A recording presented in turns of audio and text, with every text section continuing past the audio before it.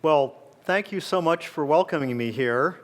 It's a delight and a pleasure to especially leave Washington, and it's 8 and 10 inches of snow, and we have snow of many types in Washington, physical and political, and it's nice to escape it every now and then.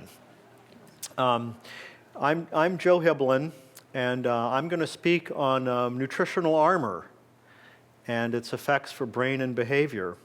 And I'm going to try and make this a combination of a scientific lecture and a public lecture. And since I'm something of a science geek, I don't know if I'm going to succeed that well. So at the end, you can, throw things at me if it doesn't work. Your tax dollars pay for my work. I'm an officer in the Public Health Service, that's the Army of the Surgeon General, and my job is solely to protect public health and do research to better understand, especially how nutrition can help our brains and make it work better. This is the giant squid. And the giant squid is important for many reasons. This is your ancestor. This squid was evolved 50 to 750 million years ago. And the basics of a neuron, the basics of what makes up your human brain, was there with its electrical activities and its biochemistry and this beautiful eye all that time ago. And the squid was not eating French fries. The squid was eating sushi. And that helped it develop this beautiful eye that could detect one photon of light way deeply in the ocean, because these fats that it ate from fish are concentrated in the retina and concentrated in that part of the eye. And this is not, it is working in the eye. Now, evolution, in its observation of when we observe human nature, we see that sometimes we get runaway organs. Here's a fiddler crab with a big, huge claw. Here's the elephant with this enormous trunk, this fish with a big eye, and this stinky guy there. So this also is an example of a runaway organ and a runaway organism. This animal goes from birth to 1 ton in 3 years. And what does it eat? Where is its protein source to make all that protein and bone and horn? It comes just from grasses. So protein is not the limitation for growth here. But what about Homo sapiens? What about this form and this organism we have here? Look at this runaway organ. The brain of Homo sapiens is absolutely huge and humongous in relationship to the body compared to other animals. Now, this is a bisection of a rhinoceros. Look at the size of the brain. We believe that the size of that brain, it's not limited by how much protein and how much calcium it can get in its diet.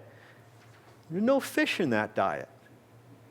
There's very few oils in that diet, and it makes a very small brain. This is almost all lipids and fats and oils. I got into this story in a brain cutting session in medical school. My Midwestern pathology teacher said, "Oh, take a gross look at everything. Just step back. Before you look into the microscope and all the details and everything, just step back for a minute and have a look at it and see what it is."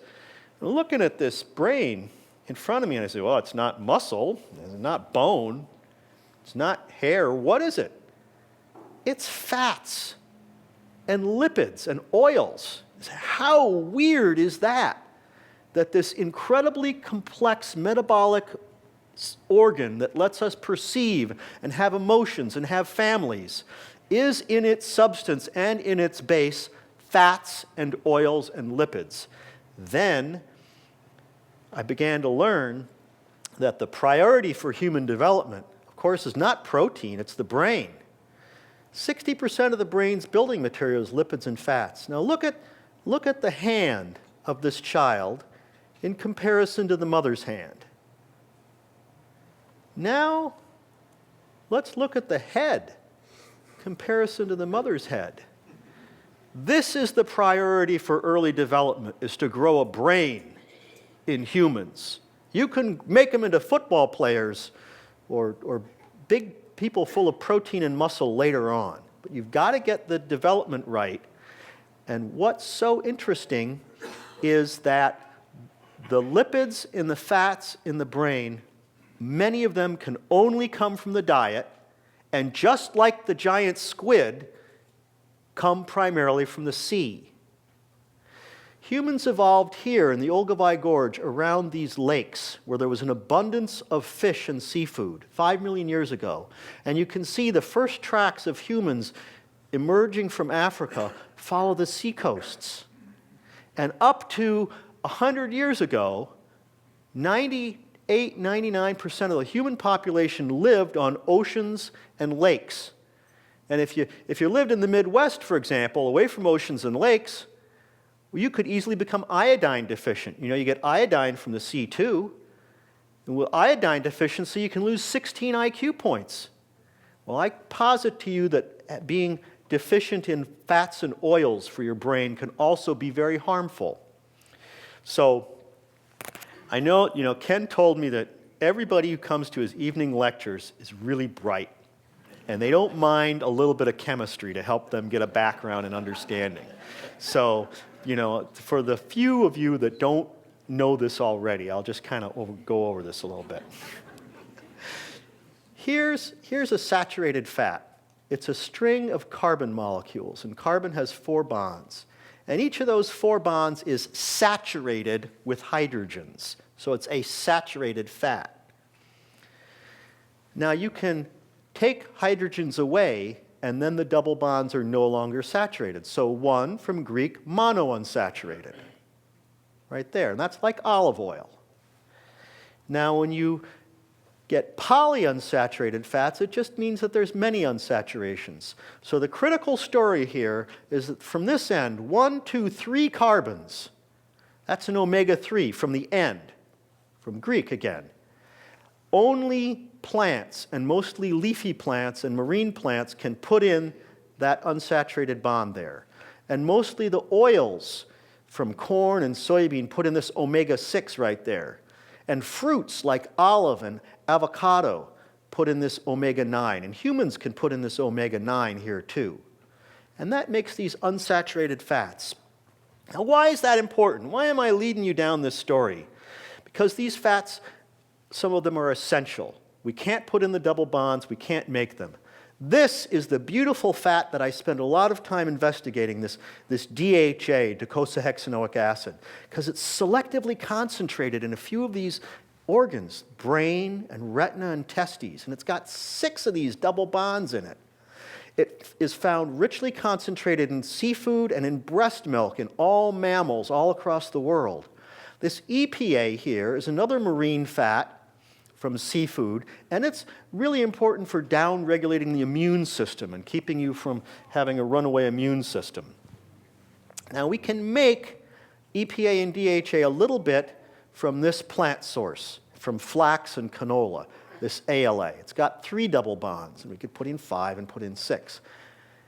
But we can also overwhelm this system and overwhelm this critical source of omega-3 fats in our body by eating humongous amounts of linoleic acid and omega-6 fatty acids from soybean and corn oils here. Now this fatty acid is made into this famous fatty acid called arachidonic acid. And that arachidonic acid, when it gets metabolized, it makes really potent inflammatory molecules, prostaglandins and these sort of things. How many people here have ever taken ibuprofen or Tylenol or aspirin? Right? When you take those medications, you're preventing this excess of arachidonic acid from becoming these pro-inflammatory molecules. Right? It's like you're trying to put your finger in the dike, with medicine, because you've got too much of this making these inflammatory molecules. Now, in the brain concentrates this one. When you've got an excess of this, you get this fatty acid that's only one double bond different. So why does that matter? Well, let me tell you right off that I don't think the brain is solely determined by your genes, by your family. I don't think your brain is solely determined by your diet. I think we have to listen to the old stories of the seed and the soil. For example, if you want to grow a tree, you need the seed of the tree. It's got to land on fertile soil. In addition, a tree has to have sun and light in order to grow. If you're missing any one of these, you're in trouble. Now, what if you're a neuron and not a tree? Well, a neuron also needs the right seeds from genetic inheritance. The sun, I posit to you, is family love and social learning and education and evening lecture series that change that brain growth. But what about the soil?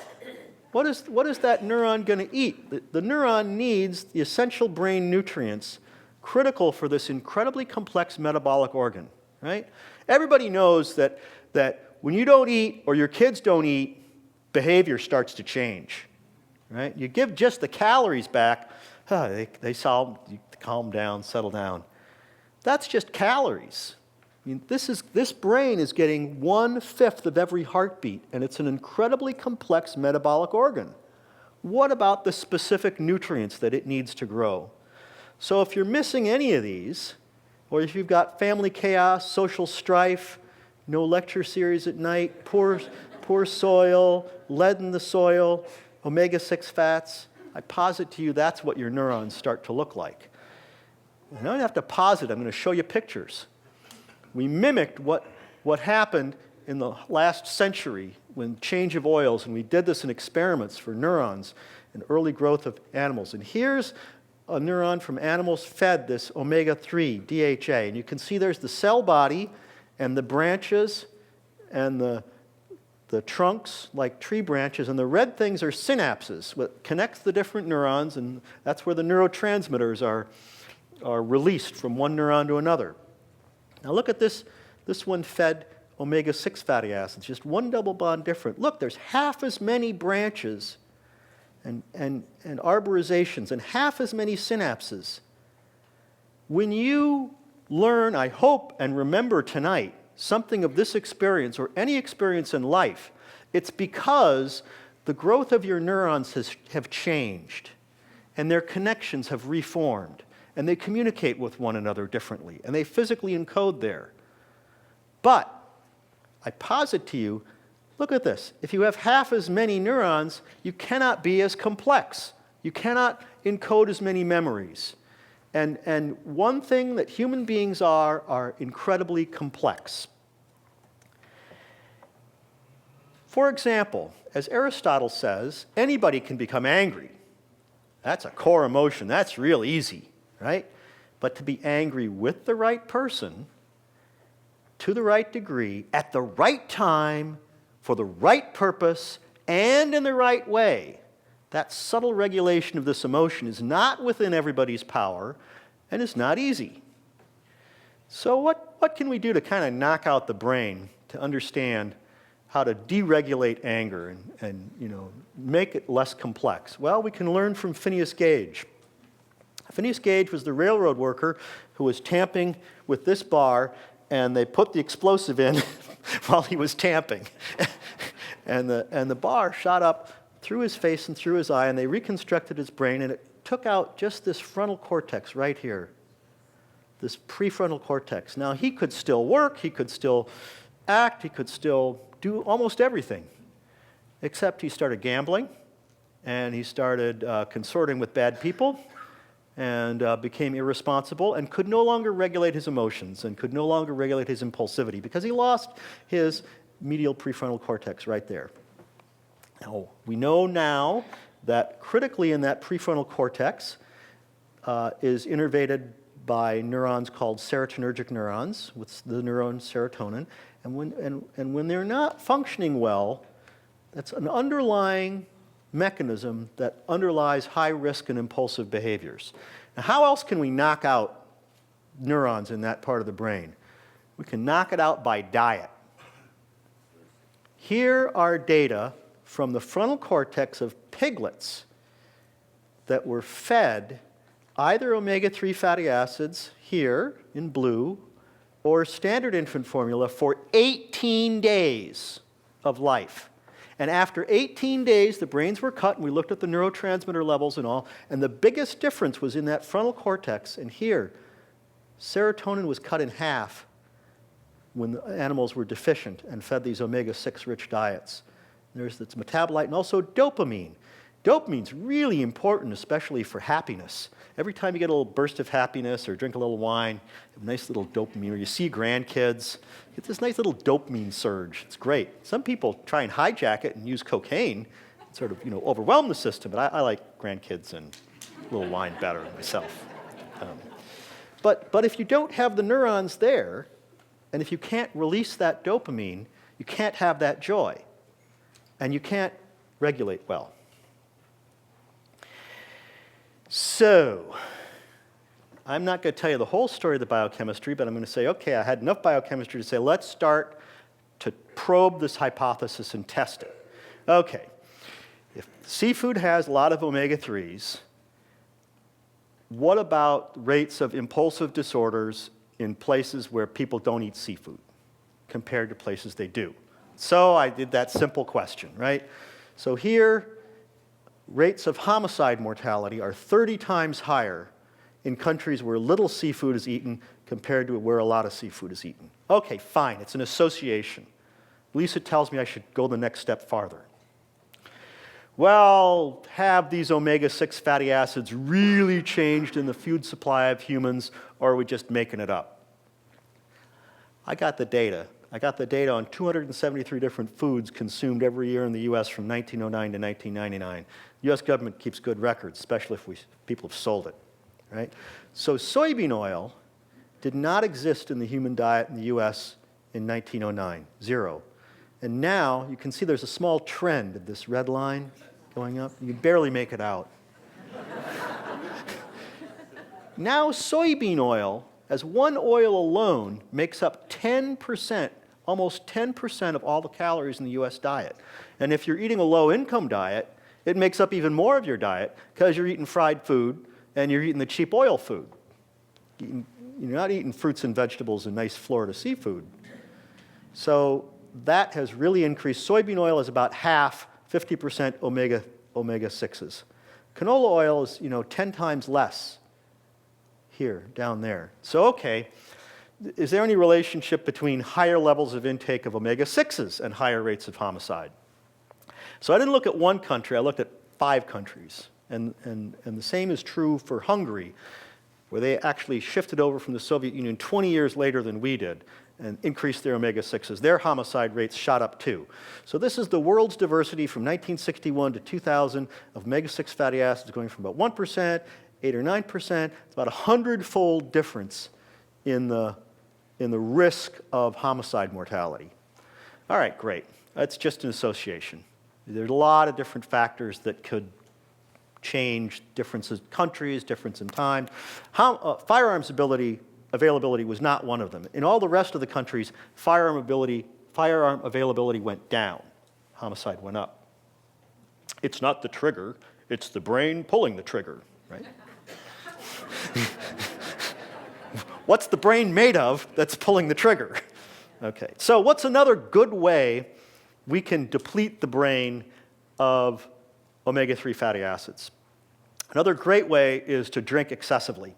Here are data on chronic excessive alcohol in rhesus monkeys. We had brain biopsies at baseline here in gray, and then switched them to an omega-3, low omega-3 diet, sort of a convenience store diet without alcohol or access to happy hour every day. And these animals got really bombed every day. And so in 2.5 years' time, DHA went down just by diet alone, and in 5 years' time, with diet and excessive use, it went down by half, 50%. By the way, a drink or two a day is optimally healthy for you, but 8 drinks a day is not healthy for you. Did anybody guess that? I think you probably know that. So for those people who are drinking excessively, we start to wonder, is one of the components of violence and depression among alcoholics, in part because they've depleted their brains of DHA. So we looked for people and we tried to get some Xrays, and eventually we did find one subject who allowed us to get his diet and get an X-ray of him. And so for at least this subject, it appears to be the case, but he's actually kind of nice, so it didn't really work. So we looked for more subjects. And here was a question, since the brain is most vulnerable during early development, we wanted to know whether differences in diet of the mother during pregnancy, especially for fish, would affect the long-term outcomes of their children's behavioral health. So this study, I was privileged to collaborate with, recruited more than 14,000 pregnant mothers and kids. It's the largest study in the world. The kids are actually now about 23 years of age. Professor Gene Golding is now sort of the equivalent of Dame Gene Golding for this. They didn't, just knight Mick Jagger. They also knight important people and call women dames. And here's the kids. And here are some of the data.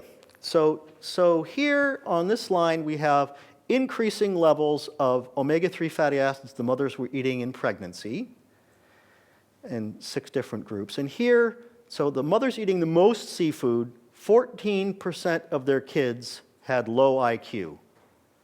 Here, verbal IQ, measured at age 8. And here, when women were eating no seafood in pregnancy, 31% of their kids had low IQ. It's a doubling of the number of kids in the population that have low IQ.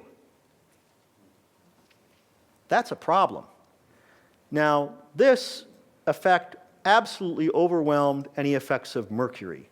Mercury, you might expect, methylmercury you could expect to lower the IQ about 0.01 IQ points.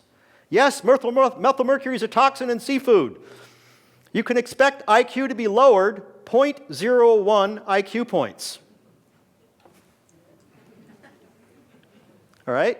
You can become omega-3 deficient and lose 6 IQ points. You can choose whether you want to lose 6 or whether you want to lose 0.01.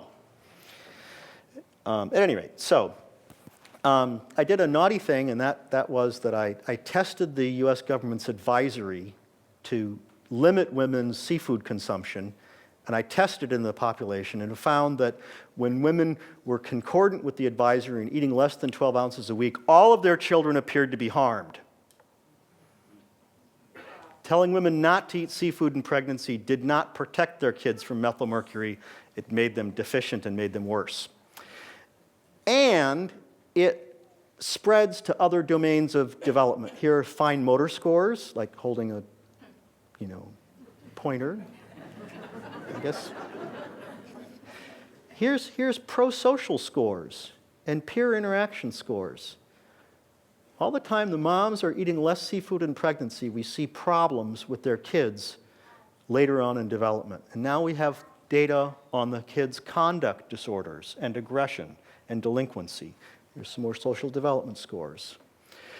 So these are all what we call observation studies. We've just looked at the world and saw how it is.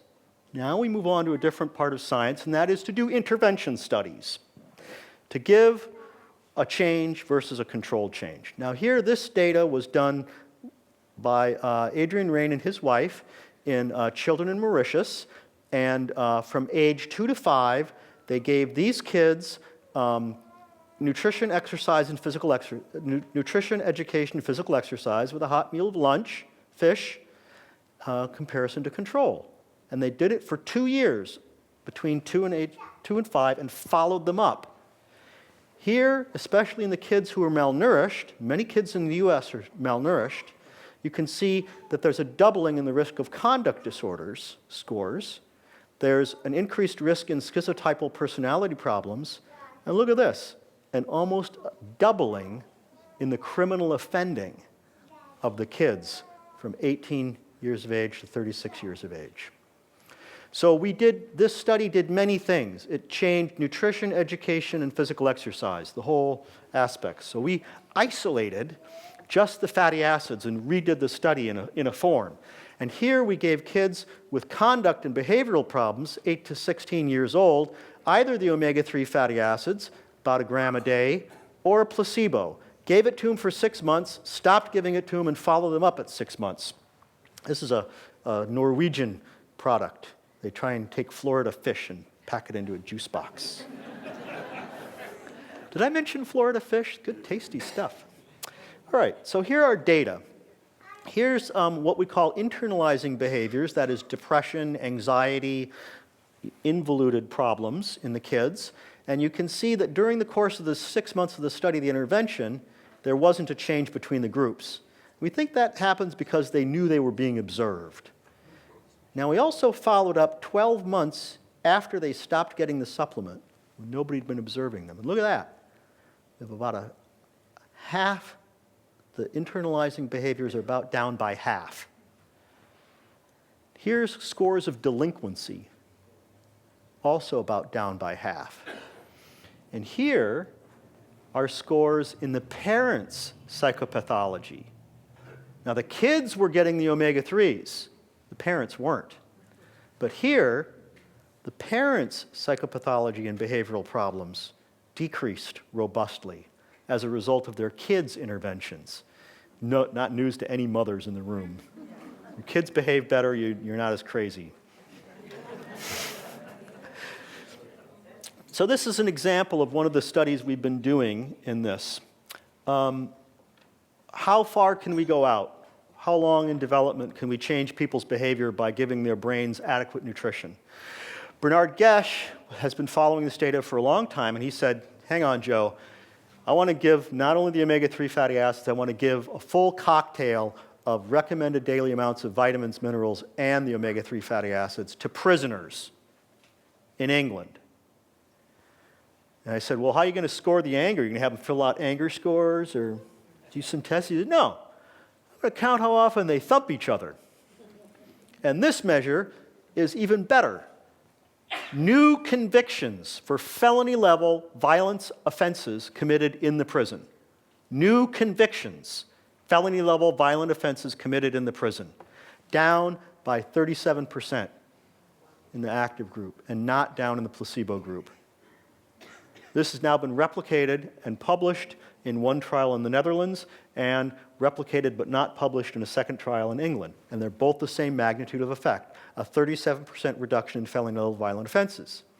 So, how much does it cost a county or a state to have one felony-level violent offense occur in the prison? Let's see. We've got the medical costs for the victim. We've got the prosecution costs, the court costs. You have to pay for the defense, you have to pay for the prosecution, and you have to pay for the guy to be incarcerated for another 10 years. What is that, $500,000, $1 million per offense? At 75 cents a day, how many prisoners, if you ensure adequate nutrition, how much money could you save a state or a county prison system? And if we're right, how about getting them before they go into prison? So it's a question I think we need to answer. I thought, as a general audience, you'd be interested in the general school population, not prisoners and not delinquent folks. I thought there'd be a lot of moms in the audience, so I borrowed these slides from my colleague Alex Richardson in England, Food and Behavior Research. That's why they spell it funny. Right there.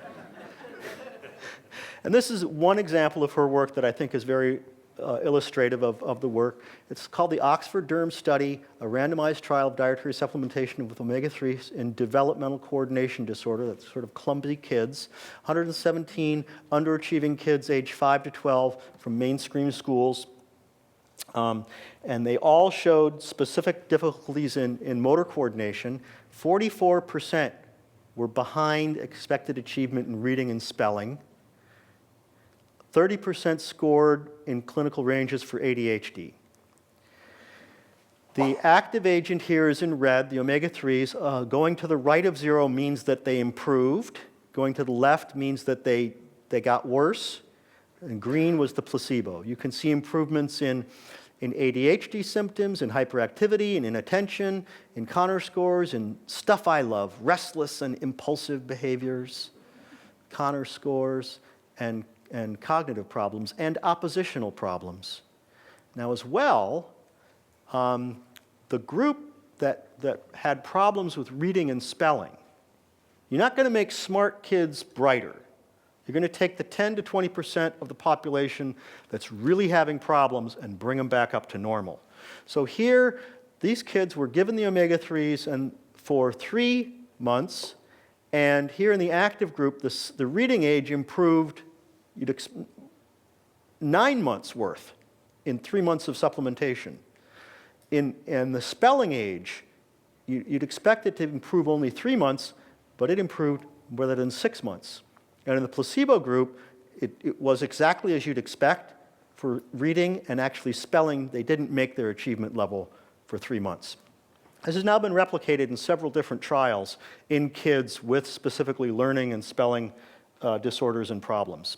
It has nothing to do with the immense amounts of French fries and junk food available to kids, though, right? Sorry. So learning is easier when your brain is well fed, is Alex's message, and I think that's quite true. As important I think this is to our larger society, it doesn't affect political change very fast. So I've asked more provocative questions. Can we really see an impact in the worst behaviors? I count things like homicides. I count things like suicides because they are terrible things and they're terrible outcomes, and I can count them. And if I can impact those, then all the other good stuff should come along with it. So let's ask about this kind of question. The U.S. military has been very interested in this question because I looked at suicidal behavior in active duty. And they have a problem with suicides, and they know that if they want to improve and reduce suicides, they have to impact this high-risk behavior. These folks with violent crimes, commingling behaviors, alcohol problems. They want to know, what can we do to intervene here? So for general health, I can tell them that 30 international scientific and government bodies already recommend increasing omega-3 fatty acid intakes to fish 2 to 3 times a week or a gram a day. The US government in 2010 Dietary Guidelines, it's on the basis of about 90,000 basic science publications, almost 10,000 human studies, and about 2,000 clinical trials. Very robust. But what about for high-risk behaviors? What do we know about major depression, substance use, violence, and suicidal behavior? So here's a summary. Here's major depression. I showed you some of the epidemiology and changes. I didn't show you the randomized placebo-controlled trials. This meta-analysis thing means we took a sum of all the randomized placebo-controlled trials and statistically combined them to see if they really work and if it's just variance or if it's solid. Yes, there's a large effect for major depression, which I cut my teeth on in this field. I believe the effect of omega-3 fatty acids in the trials that are done right are bigger than pharmaceutical antidepressants for treating major depression. ADHD, there's 10 randomized trials, 1 meta-analysis. Yes, it's quite effective. It is not as effective as Ritalin and stimulants. Aggression and violence, I described to you a little bit about. Anxiety is kind of hopeful. Alcohol and substance use, we're working on it, and I'll tell you a little bit about suicide and the Bravo study. Here were data derived from this observation of omega-3 levels in US military. We looked at 800 people who died from suicide and rescued their blood from the freezer in Silver Spring, Maryland. compared it to the blood of 800 who were matched controls. First thing we found is that everybody's blood levels were pitifully, terribly low in omega-3 fatty acids in the military. We think that, this is, if you're following a Mediterranean diet, you want to be about here, 50-50 omega-3s to omega-6s. And if you want optimal health, like old guys in Japan or Key West, then you probably want to be 70% there. Too lazy to go anywhere, just fish all day. So everybody was there. So we have an observation that omega-3s are low. We're assessing this in a grant. Bernadette Mariotta is my co-PI at MUSC, a randomized placebo-controlled trial. We actually are starting enrollment now in March 2014. We're using this Norwegian product again because it's convenient and it's not capsules. 3 grams a day versus a placebo. We're enrolling U.S. military veterans who have a high risk of suicidal behaviors, either a suicide attempt or these problems, and we're assessing them for 6 months, and I'll come back to you in 2.5 to 3 years and tell you the results. We did this on the basis of a small, also a pilot trial where we looked at the effect of omega-3 fatty acids in 49 subjects who were in an emergency room in Dublin, Ireland with deliberate self-harm. For 12 weeks, we either gave them 2 grams a day of omega-3s or a placebo. We saw a 50% reduction in depression, a 45% reduction in suicidal thinking, a 33% reduction in the perception of stress, and a 30% improvement in happiness measures, which I really like. So here's a little bit more data on suicide to sort of lead you into the next part of the talk. These were data on omega-3 fatty acids from patients who were in the hospital here with bipolar disorder or schizophrenia or major problems. They were admitted for suicide. We got their blood and looked at it. Those that had high levels of omega-3 fatty acids, 1 out of 16 had a repeat suicide attempt after 800 days. We didn't give them omega-3s. We just looked at what their blood levels were in the hospital. If they had low omega-3s, 50% of them had a repeat suicide attempt after 800 days. Now, we were very lucky with this population because the investigators, John Mann, they also got brain images of these subjects here and looked at the activities of their brains to predict what parts of the brains were having problems that predicted who had a suicide attempt and who did not have a suicide attempt. So, these are pictures of the brain, and overlaid the gray and the white are differences between the suicide attempters here in black and the non-attempters. So they had higher activity, higher brain activity. It's a measure of glucose uptake, especially right here, near the prefrontal cortex, right there, in the limbic forebrain. It was hyperactive. It was like what we see in PTSD. It's sort of like the foot's on the emotional gas. You're nervous and impulsive and distressful. And those are the guys who had suicide attempts in the future. Those that had hyperactivity of that area of the brain that we know very well is associated with distress. It was too active. Now look at this. Lower levels of omega-3, of DHA in the blood, lower levels was pretty tightly associated with excessive activity levels of that brain. Look at that, from 0.7 to 7, tenfold difference was associated with hyperactivity of exactly that part of the brain. The other finding was that in suicide attempters, they not only had the foot on the gas, but they had no foot on the brake. It's kind of like the Toyota syndrome. Pretty soon you go slamming into something. The cortex was not very active, and low levels of DHA in the blood predicted low levels of that cortex. So you can see, so we're just on the verge of starting to understand how some of these mechanisms might work. We do a lot more work to know exactly what's going on here. But I thought I'd bring you into this different part of the talk, and I'm happy I did this because Ken Ford said you have anthropologists here at his institute and broad thinkers. So I had to learn about these brain regions and what they were primarily used for in normative states of the brain. And what they're primarily used for is to encode meaning. How do you encode meaning in a brain? Well, it's kind of like Pavlov's dog. You see the dog, you give the dog the picture of a red light. If you just give a red light, it's meaningless. If you get the dog hungry, give the red light and pair it to food, pretty soon the dog knows, red light, food, red light, food, red light, food. So you've strengthened the neuronal connections between the emotional areas of hunger and the visual perception of the red light. So that's the sort of simplest way to describe it. But many neuroscientists think that nothing you see in the environment has any meaning unless it's attached to an emotion, unless it's connected to an emotion. Okay? Now, what if all of your emotions are distressful, like you're depressed? Well, then everything in the world looks lousy. And what if you eat a lot of Florida fish and come to lectures, and your brain is tuned to lightness, and everything looks happier, like me.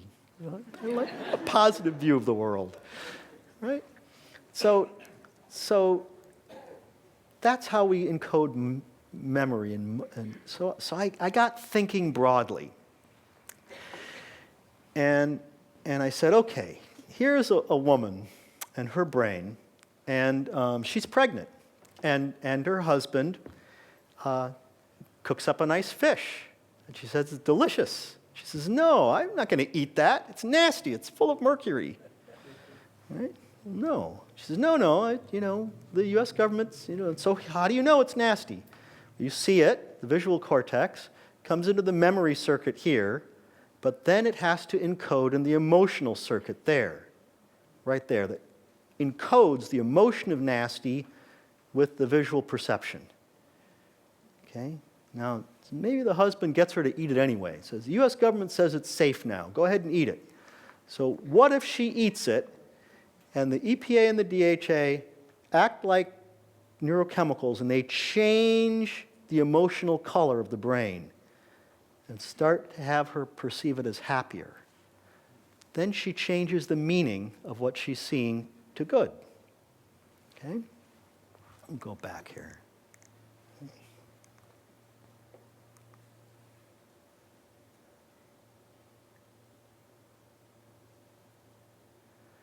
So the idea here is that this pharmacological agent has changed the emotional tone of the brain. And in doing so, my question was then, do images of fish have the meaning of peacefulness? Does that occur naturally in human cultures across time? Just observing the world, right? So I hired a cultural anthropologist, and she took a year and looked at all the symbols of fish, and there's a lot of other symbols like mermaids and Venus on the half shell and other delightful things, but absolutely peacefulness, lack of violence, lack of homicide is pretty strongly encoded in Christianity, but it's also deeply encoded in the yin and yang of Asian cultures. This is the fish symbol, right? Those are two fish swimming around each other, and the cool one is yin, right? Calming the angry energies. What's the most yin food you can eat? Cold water seafood. So it's kind of consistent there. There's Kuan Yin. Habits to eat fish on Fridays were encoded in 1242 to 1246 by the Catholic Church in Vatican I, but they go back all the way to Degas and Encke and Sumeria back 10,000 years ago there. So, most familiarly, here we have ichthos. By the way, ichthos and Christos. Clement of Alexandria in 1242 said, That's the rearrangement of ichthos and Christos, same word. And you know, Christian symbols are the fish symbol. You want to become Christian, you eat fish. You know, so this is the only miracle that occurs 3 times in the Bible is the multiplication of fish. The fish and aquaculture people love to hear me say that. Because I tell you, you're not doing something bad here. So it's a very interesting association here, and consistent across world religions, and consistent back into time. Now, the US government, 2010 Dietary Guidelines. Now, the other thing we did was to took the dietary recommendations from 1242 to eat fish on Fridays, Wednesdays, and Christian feast days, and summed up the meals in the year, and it came to about 1 gram of omega-3 fatty acids a day, which is what I calculated to be about the right dose from other means. And it comes to what the Dietary Guidelines of 2010 also zero in on. And I'm very proud of this, that it says now women who are pregnant or breastfeeding eat at least 8 to 12 ounces of seafood a week. I had a big hand in making that happen. Eat seafood. Thank you. We think in the next 6 months we're going to see big news about this policy change. So these are primarily for cardiovascular outcomes, and they're looking at mental health outcomes. Here's a summary that I like from the Global Summit on Nutrition, Health, and Human Behavior, Sustainable Omega-3s for a Better World. Consensus: brain and heart disorders resulting from omega-3 deficiency are the biggest challenges to the future of humanity, and that the associated costs are currently bankrupting healthcare systems and threatening wider economic instability worldwide.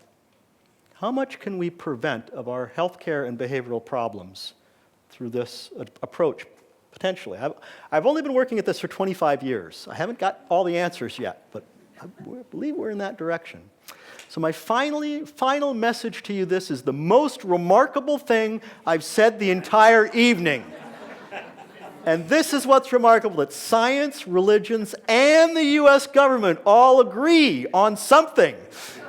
And they all agree to eat more omega-3, and I tell you also, nix the 6. Thank you very much for your attention.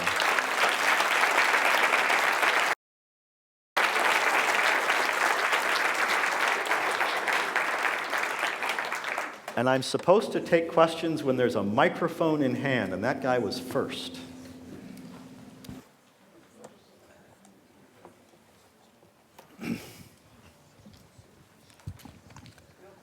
He's got one. Yeah, I'm just curious. You had studies relating alcohol to the depletion of omega-3. Is there anything relating marijuana or THC to the same thing? Ooh.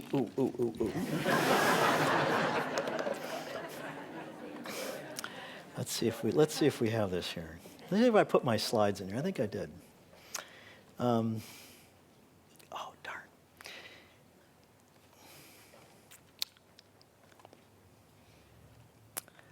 Oh, gosh. Where did I put it?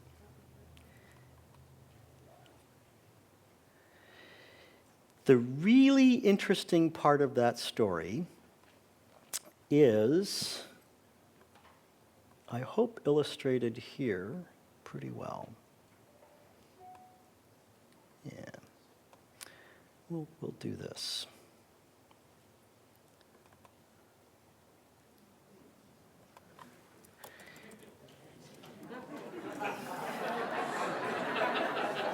All right. So, I'm sorry for the complicated slide. I have another one that's better, but I don't want to write. Right. All right. These are the omega-3s in early diets. That's when fish walked on land, 375 million years ago. These are the competing omega-6s, this arachidonic acid that I told you about. So if you eat too much linoleic and make arachidonic acid, you change your membranes from being 50-50 to being 80% omega-6 rich. What does that have to do with marijuana molecules? The brain makes its own marijuana-like molecules. It's got a receptor for the chemical. You know, if you get it from a plant, It hits the receptor and affects your appetite and affects your physical activity. You don't eat any, you don't have any regulation of your eating. Satiety is way out of control. So this marijuana-like molecule that the brain makes is made directly from arachidonic acid. And when we mimic what happened in human evolution and reproduce it in animal studies, we elevate the body's own marijuana 3-fold higher in the liver and about 20% in the brain. And just by that change, the animals get really fat.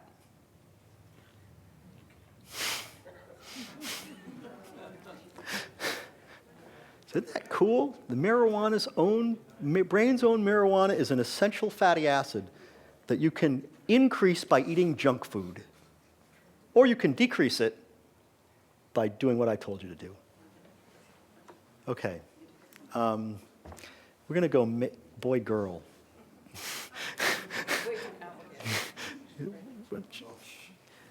Either this woman, there's a woman back there. When too. you shop for omega-3 supplements, what should we be looking for, and does price have a bearing on it?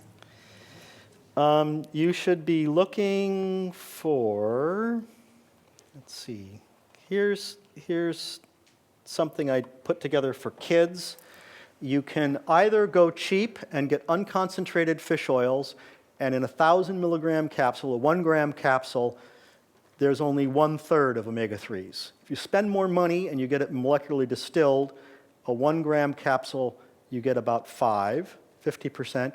And if you can get your doctor to prescribe you Lavazza to lower your triglycerides, you can get it highly concentrated, and you could get it in 1 capsule. So here you'd need 3 to 4 capsules, here 2 capsules, here 1 capsule.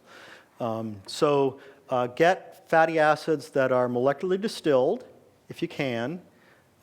Get ones that you'll take. Some are flavored differently. Some are flavored with, most of them come in capsules. You can also get Barleans, which is an emulsion, like a smoothie, or you can just get it straight as, cod liver oil, which I like. So what's more effective? They're all effective. They're all effective. Whether you take krill, triglycerides, phospholipids, if you're taking omega-3 fatty acids in a form that you will take, that is much better than eating chips or not taking them at all. And many companies try to get me to say, oh, we have a 10% or 5% better absorption. Forget about it. Take what you'll, buy what you'll take. There's lots of good companies out there making omega-3 fatty acids. I want to lift all boats. This young woman seems very insistent. I'm not going boy, girl, boy, girl. I guess I should go boy next.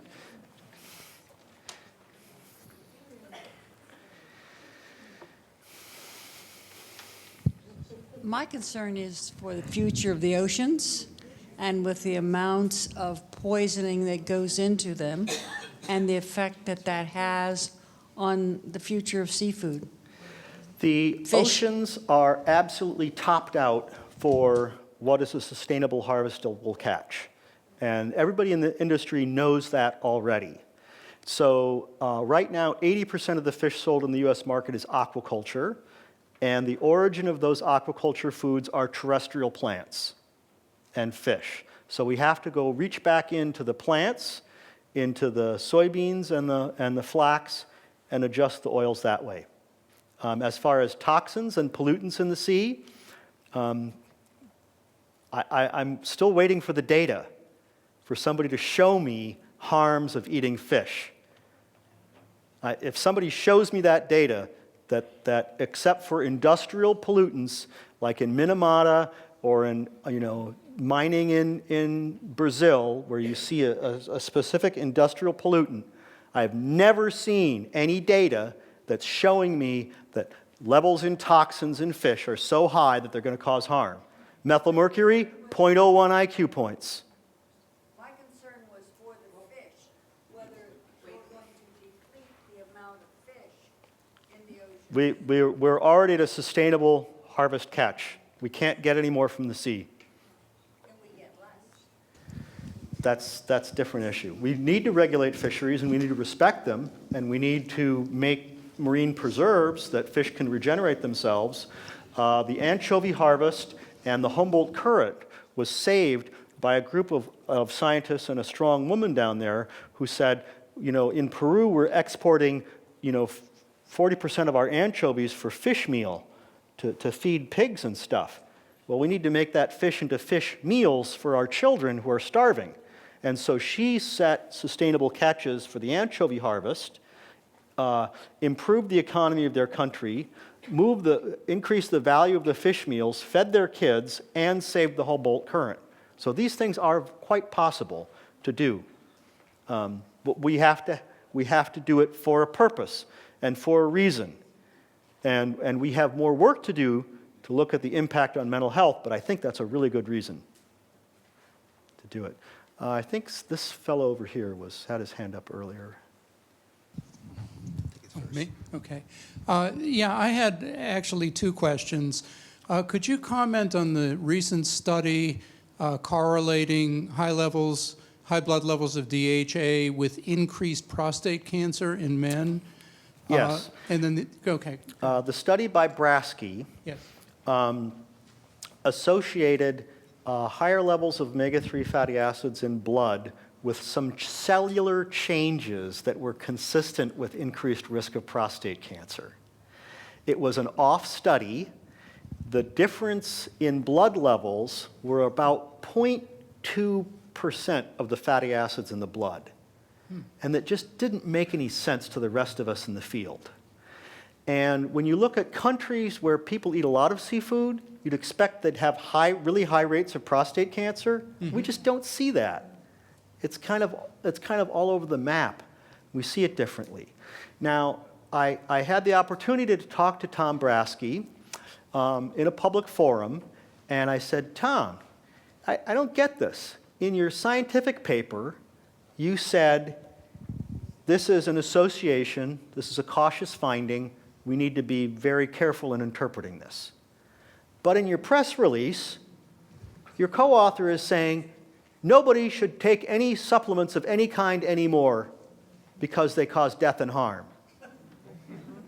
Scientific thing said this, press release said this. Tom, which is correct? He said the cautious interpretation is correct. It's one study. In the field of science, you need to have many replications and many observations, and you need to have a biological mechanism. And right now, we don't have one. And just remember, it's also not associated with death. It's associated with cellular changes that might be consistent. In a follow-up study, somebody else gave omega-3 fatty acids versus placebo to men who were going to have a prostatectomy. That's a randomized placebo-controlled trial.